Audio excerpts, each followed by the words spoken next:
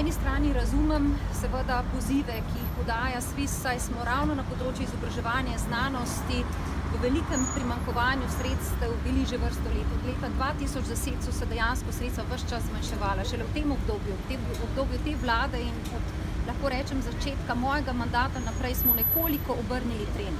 Zagotovo še ne dovolj, a vendar gremo navzgor in prav je tako in vse to moramo še pospešiti.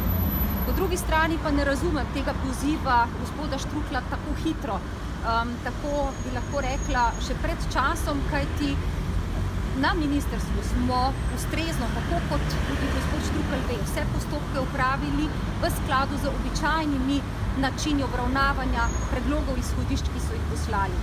Zato smo tudi že včeraj posredovali predlog na medresorsko usklajevanje, tako kot je to tudi običaj. Zato me malce čudi, da je poziv k stavki bil že danes, kajti postopki šele tečejo. Po 30 dneh se je ministrstvo odzvalo, tako kot je to tudi usklajeno in prav.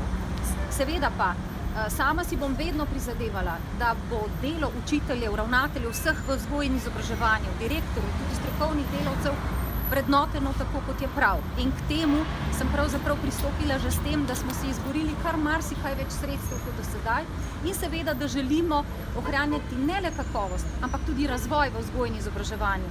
Zato je potreben dober učitelj, motiviran učitelj in seveda tudi motiviran ravnatelj in direktor.